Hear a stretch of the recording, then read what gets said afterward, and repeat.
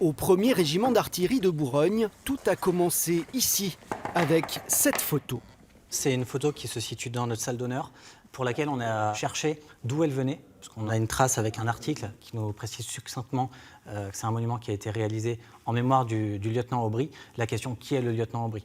Où se trouve ce monument et que faire avec? Pour le lieutenant Timothée débute alors un vaste travail d'enquête.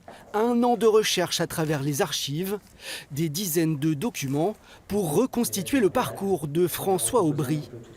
En 1911, ce jeune ingénieur est envoyé au Pérou pour y créer une mine de cuivre. Il y vit 3 ans et y fait venir son épouse. Mais lorsque la Grande Guerre éclate, ce fervent patriote décide de tout quitter pour revenir se battre en France. Le 25 décembre 1914, il est tué d'un éclat d'obus à Apremont. Il meurt le jour de Noël, à l'âge de 35 ans. François est en train de commander les tirs d'une batterie, se met à tirer une mitrailleuse allemande à 80 mètres. Son camarade lui dit « voilà, poste-toi, mets-toi à couvert ». François dit « non, je commande, je veux montrer l'exemple à mes soldats ». Il a le mépris du danger et c'est cette image de cet officier qui va rester. Une image héroïque qui lui vaudra la Croix de guerre et la Légion d'honneur. Au Pérou, ses anciens employés décident alors de lui ériger cette stèle de 3 mètres de haut au cœur de la cordillère des Andes. Une stèle qui vient d'être rénovée et qui accueille ce 11 novembre une délégation française. Parmi les invités, des représentants du 1er RA. Ils emmènent sur place leur bien le plus précieux, l'étendard du régiment.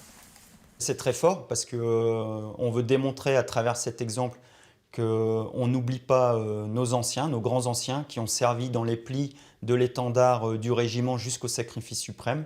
Et puis on voulait aussi communier avec l'ensemble des Français qui cette année rendent un hommage particulier à leurs militaires, qu'ils soient poilus ou qu'ils soient encore d'actifs aujourd'hui ou de réserve aujourd'hui, à l'occasion du centenaire de la Grande Guerre.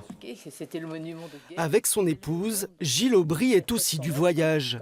Heureux qu'un hommage soit enfin rendu à son grand-père. C'est important pour les générations actuelles de bien comprendre qu'on vit dans un pays de liberté grâce à des hommes comme François Aubry qui a su abandonner femmes et presque enfants pour aller défendre la patrie et plus globalement la liberté. Ce dimanche, le courage de François Aubry est donc célébré à plus de 10 000 km de la France.